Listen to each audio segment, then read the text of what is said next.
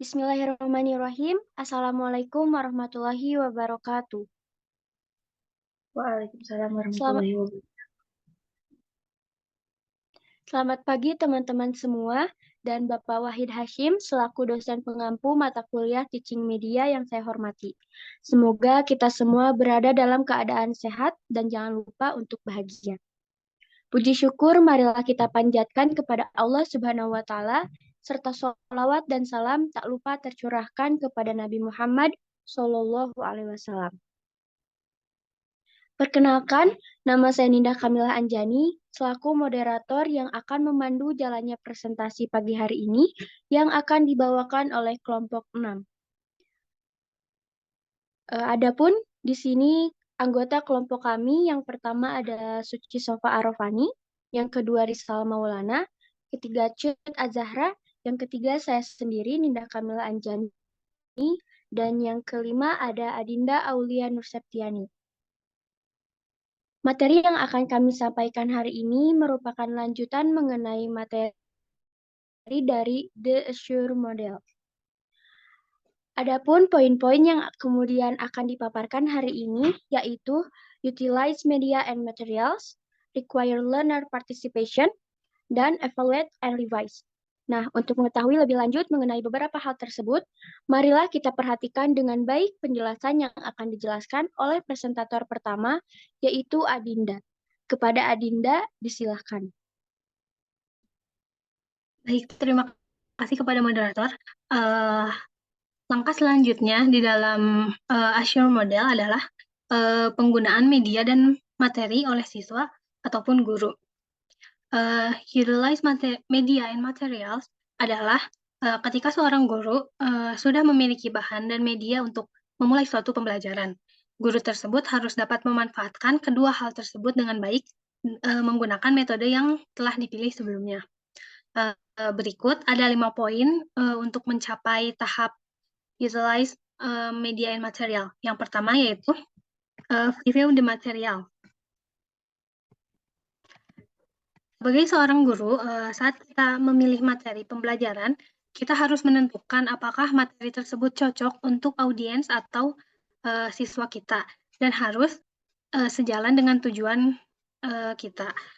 Guru harus sepenuhnya membahas dan meneliti topik tersebut sebelum diperkenalkan kepada siswanya. Ia harus mengetahui apa yang akan dibahas di dalam materi tersebut. Jangan seperti ada satu kejadian di sekolah menengah di Florida, ada seorang guru yang memiliki pengalaman 32 tahun mengajar. Dia memberikan salah satu video kepada siswa IPS di tingkat lanjut. Kemudian para siswa, orang tua, dan staf-staf sekolah sangat marah kepada guru tersebut karena ia menampilkan video yang secara jelas memperlihatkan konten seksual dan kekerasan. Ketika ditanya tentang video tersebut, guru tersebut mengatakan bahwa dia tidak mengetahui apa-apa. Itu artinya bisa kita simpulkan bahwa guru tersebut tidak memahami materi yang akan disampaikan kepada siswanya. Yang kedua yaitu prepare the material. Hal selanjutnya yang harus dipersiapkan adalah menyiapkan media dan bahan ajar untuk mendukung suatu kegiatan pembelajaran yang akan dilaksanakan.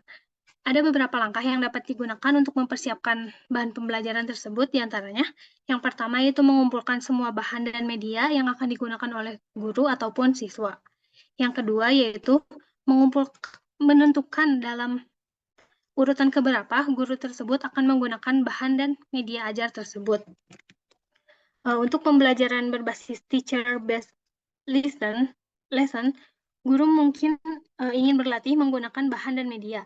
Sedangkan untuk pembelajaran berbasis student-based lesson, sangat penting bagi siswa untuk memiliki akses ke semua materi, media, dan peralatan yang mereka perlukan untuk pembelajaran. Dan tugas dan peran seorang guru di sini adalah sebagai fasilitator. Mungkin cukup sekian yang dapat saya sampaikan. Saya kembalikan kepada moderator. Baik, terima kasih kepada Adinda untuk pemaparannya. Kemudian kita akan beranjak ke materi selanjutnya yang akan dijelaskan oleh presentator kedua, yaitu saya sendiri. Baik, yang selanjutnya adalah prepare the environment. Jadi setelah kita menyiapkan materi, hal yang selanjutnya harus dilakukan adalah menyiapkan lingkungan atau suasana belajar. Apakah pembelajaran itu akan berlangsung di ruang kelas, di laboratorium, di pusat media, atau di lapangan? Segala fasilitas itu harus diatur agar siswa dapat menggunakan materi dan media dengan baik. Contohnya, ketika pembelajaran kelas listening, alangkah lebih baiknya dilakukan di laboratorium bahasa agar media yang ada dan juga teknologi yang ada dapat memadai. Kemudian selanjutnya, faktor-faktor tertentu atau hal-hal yang dapat dipertimbangkan ketika menyiapkan lingkungan adalah tempat duduk yang nyaman, ventilasi yang memadai, kontrol iklim, dan pencahayaan yang sesuai.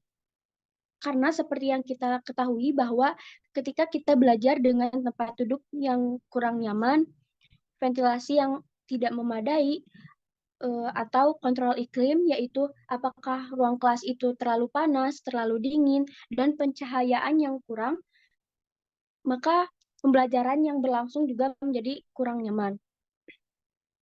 Kemudian, ketika kita menggunakan media pembelajaran, terkadang ada beberapa media yang memerlukan ruangan yang gelap, sumber daya yang nyaman, atau akses ke saklar lampu.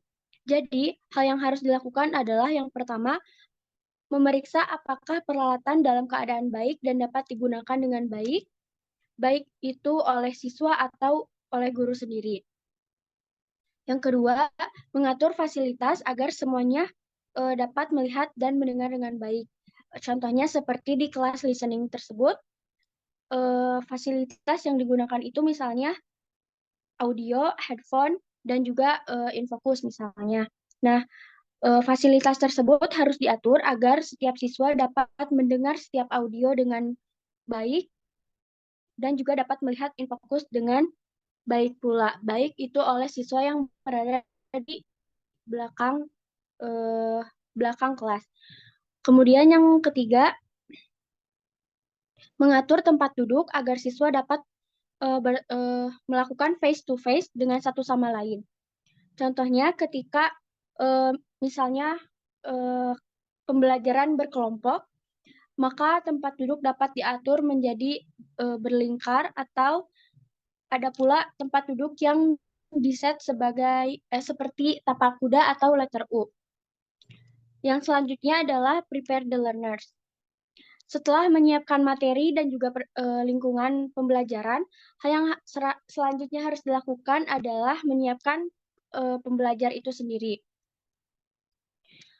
Hal ini dapat dilakukan dengan melakukan pemanasan atau ice breaking. Yang pertama adalah pengantar yang memberikan gambaran umum tentang isi pembelajaran. Hal ini seperti guru ketika memberikan RPP di awal pembelajaran. Saat itu guru dapat memberikan dan menjelaskan apa yang akan mereka lakukan di pembelajaran kali ini. Dan yang kedua adalah alasan yang menjelaskan bagaimana hubungannya topik dan juga mengapa harus dipelajari. Yang ketiga, pernyataan yang memotivasi yang menciptakan kebutuhan untuk mengetahui dengan memberitahu pembelajar bagaimana mereka akan mendapatkan keuntungan dari memperhatikan pembelajaran saat itu. Jadi guru dapat memberikan motivasi kecil kepada siswa dan memberitahu mengapa siswa itu harus memperhatikan pembelajaran hari itu dan memberitahu apa keuntungan yang mereka dapat ketika mereka memperhatikan pembelajaran kali itu. Contohnya seperti pembelajaran mengenai kosakata. Guru dapat memberitahu siswa bahwa setelah pembelajaran berlangsung, siswa dapat menggunakan kosakata tersebut di kehidupan sehari-hari. Selanjutnya adalah guru dapat mengarahkan siswa kepada aspek-aspek tertentu yang dapat mereka perhatikan ketika pembelajaran berlangsung. Contohnya, ketika bagaimana cara penulisan, cara pengucapan, agar siswa dapat apa ya memiliki tujuan yang jelas ketika pembelajaran dan tidak kehilangan arah ketika pembelajaran itu berlangsung. Yang selanjutnya adalah provide the learning experience. Provide the learning experience ini terbagi menjadi dua. Yang pertama adalah teacher based dan yang kedua adalah student center. Teacher based ini adalah ketika guru berperan sebagai aktor atau aktris yang mampu menarik perhatian dari siswanya sendiri. Sedangkan student center ini guru berperan hanya sebagai fasilitator. Contohnya ketika guru membantu siswa untuk mengeksplor materi yang ada di internet, atau ketika berdiskusi, atau sebagai pemadatan materi ketika siswa melakukan presentasi di kelas. Sekian yang dapat saya sampaikan. Untuk selanjutnya, materi akan disampaikan oleh presentator ketiga, yaitu Suci. Kepada Suci, disilahkan. Baik, terima kasih moderator. Di bab kali ini saya akan bahas tentang required learner participation. Dalam mendukung partisipasi siswa dalam pembelajaran, 4 perspektif di bawah ini memberikan berbagai jenis ungkapan untuk menyatakan keefektifan pembelajaran. Yang pertama, perspektif behavioris. Perspektif behavioris mengusulkan agar siswa mempelajari apa yang mereka lakukan, yaitu dengan mempelajari proses mencoba berbagai perilaku dan mempertahankan perilaku yang mengarah pada hasil yang positif. Next slide. Yang kedua, baru-baru ini teori pembelajaran kognitif yang berfokus pada proses mental siswa telah mendukung prinsip yang menyatakan pembelajaran yang efektif dengan menuntut manipulasi informasi secara aktif oleh pelajar tersebut. Kognitivis juga mengusulkan agar siswa membangun dan memperkaya skemata mereka ketika pikiran mereka secara aktif terlibat dalam mencari cara untuk mengingat atau menerapkan beberapa konsep ataupun prinsip baru. Next slide. Yang ketiga, konstruktivis juga memandang belajar sebagai proses aktif, tetapi penekanannya bukan lagi pada pemrosesan mental aktif dan juga aktivitas fisik, namun penekanannya terdapat pada pengetahuan yang dibangun atas dasar pengalaman siswa tersebut.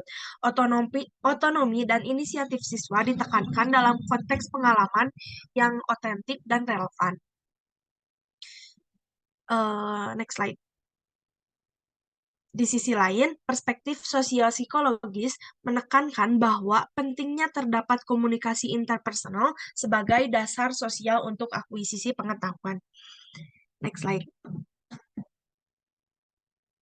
Nah, di sini saya akan membahas tentang feedback.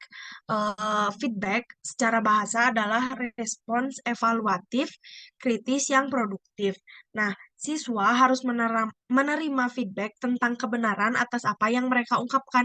Feedback dapat datang dari guru atau siswa yang bekerja sama dalam sebuah kelompok dan saling memberikan feedback satu sama lain. Nah, feedback juga dapat diperoleh melalui self-check activity dan komputer ataupun mentor. Next slide. Nah, semua perspektif yang 4 juga menekankan pentingnya feedback. Yang pertama, behaviorist. Behaviorist menyatakan bahwa feedback dapat membantu siswa sebagai penguat perilaku yang sesuai dengan diri mereka tersendiri. Lalu kognitivist. Feedback dapat membantu memperkaya skema mental siswa. Yang ketiga, konstruktivis. Feedback dapat membantu meningkatkan setiap pengalaman pribadi siswa. Yang keempat, sosiopsikologis. Feedback interpersonal dapat memberikan informasi korektif dan dukungan emosional siswa. Next.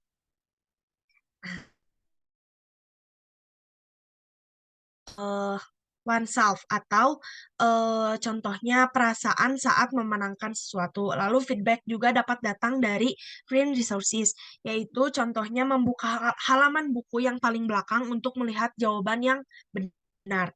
Lalu feedback juga dapat datang dari sebuah device. Contohnya, perangkat atau sistem memberikan jawaban yang benar setelah siswa menyelesaikan soal pilihan ganda. Nah, fitur tersebut terdapat dalam Gform. Lalu dari other people. Contohnya, anggota kelompok lain setuju dengan solusi yang diberikan atas suatu masalah. Next slide.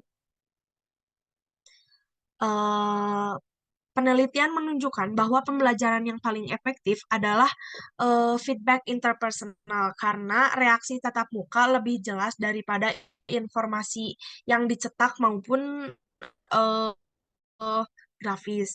Lalu situasi pembelajaran. Situasi pembelajaran yang paling efektif adalah situasi yang menuntut siswa untuk mempraktekkan keterampilan yang membangun ke arah tujuan pembelajaran.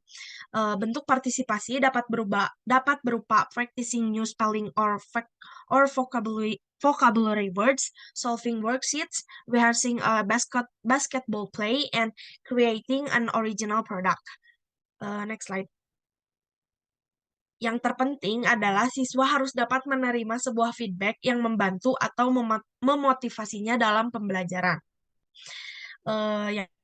Yang terakhir, beberapa format media melandasi medianya tersendiri untuk mendapatkan feedback dari audiens. Nah, siswa dapat memberi feedback terhadap projected pictures, a showing video, discussions, short quizzes, and application. Nah, mereka ini akan memberikan kesempatan untuk latihan dan feedback selama pembelajaran berlangsung. Mungkin cukup sekian yang dapat saya sampaikan. Saya kembalikan kepada moderator. Terima kasih. Terima kasih kepada Suci untuk pemaparannya. Kemudian kita akan beranjak ke materi selanjutnya yang akan dijelaskan oleh presentator keempat, yaitu Cut Azahra. Kepada Cut. Baik, terima kasih moderator. Di sini saya akan menjelaskan tentang evaluate and revise. Nah, ada 3 komponen penting dalam evaluate and revise. Yang pertama,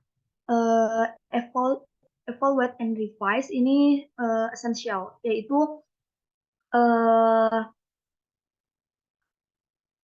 komponen penting untuk pengembangan kualitas pembelajaran.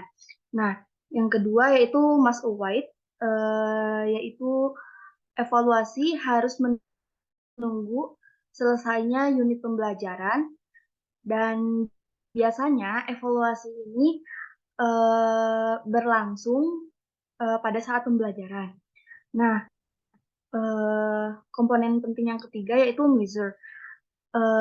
Evaluasi dapat dilakukan sebelum, saat sedang berlangsung, dan setelah pembelajaran. Sebagai contoh, misalkan sebelum pembelajaran, seorang guru harus mengukur karakteristik siswanya untuk memastikan sesuai atau tidaknya keterampilan siswa dengan metode atau materi yang sedang digunakan. Next. Nah, selanjutnya assessment of learner achievement. Metode untuk penilaian dalam suatu prestasi ini tergantung pada sifat tujuan.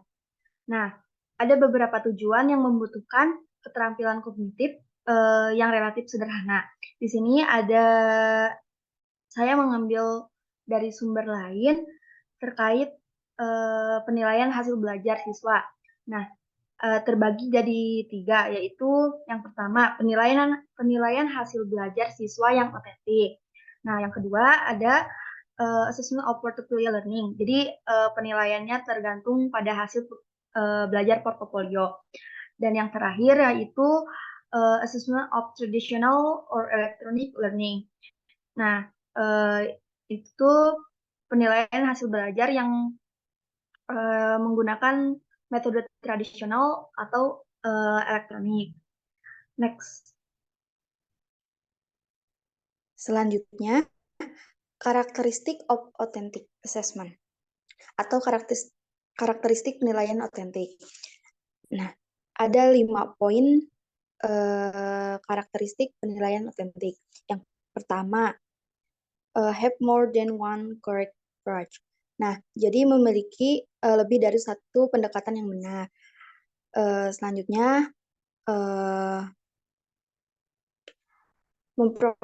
memprovokasi pikiran, tidak hanya membutuhkan mengingat fakta-fakta yang telah dihafal atau diingat. Selanjutnya, membutuhkan pengambilan keputusan.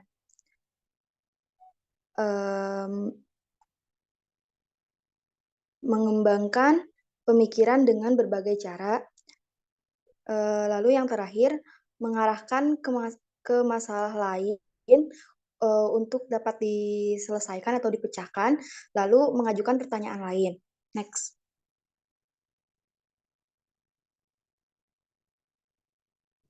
Next.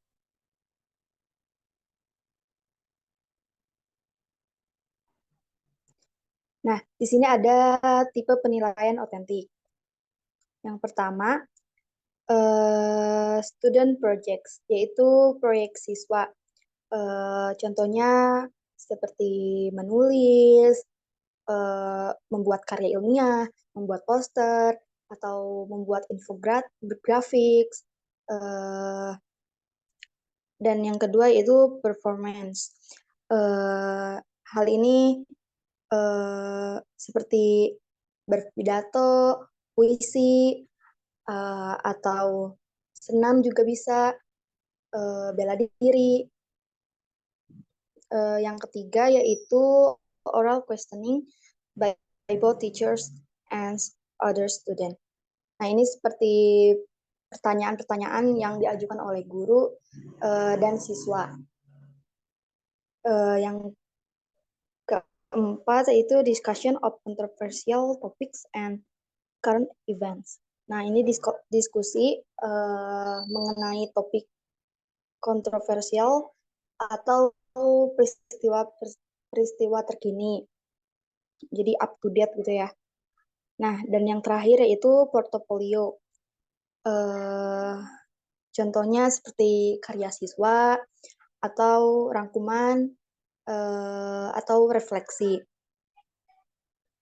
Sekian yang bisa saya sampaikan. Saya kembalikan kepada moderator. Terima kasih kepada Cut Azahra untuk pemaparannya. Kemudian kita akan beranjak ke materi selanjutnya yang akan dijelaskan oleh presentator kelima, yaitu Rizal. Kepada Rizal, disilahkan. Baik, terima kasih moderator. Yang selanjutnya yaitu ada evaluation of methods and media. An evaluation also assesses whether the learning method and learning media that we use are effective and efficient. Jadi, di dalam sebuah evaluasi juga menilai apakah metode pembelajaran dan media pembelajaran yang kita gunakan efektif dan efisien.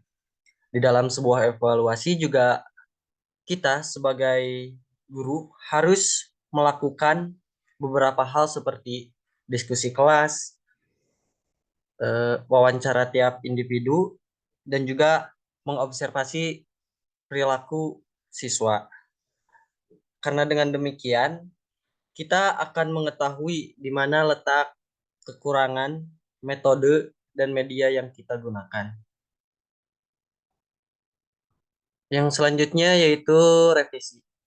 Revision. Revision is the last step of an evaluation. Thus, if the method and media that we will use have deficiencies, the revision will make the method and media that we will use in the learning better in the future. Revisi merupakan langkah terakhir dari sebuah evaluasi. Dengan demikian, jika pada metode dan media pembelajaran yang kita gunakan memiliki kekurangan, maka dengan revisi kita akan memperbaiki atau menambal kekurangan tersebut sehingga metode dan media pembelajaran yang akan kita gunakan ke depannya dapat menjadi lebih baik. Sekian dari saya kembalikan lagi kepada moderator. Baiklah, selesai sudah pemaparan materi yang telah dijelaskan oleh rekan-rekan presentator dari kelompok kami. Maka dari itu, berakhir pula presentasi dari kelompok 7. Saya selaku moderator mengucapkan mohon maaf atas segala kekurangan dan keterbatasan kami, dan terima kasih kepada teman-teman semua yang sudah memperhatikan. Akhir kata, wassalamualaikum warahmatullahi wabarakatuh.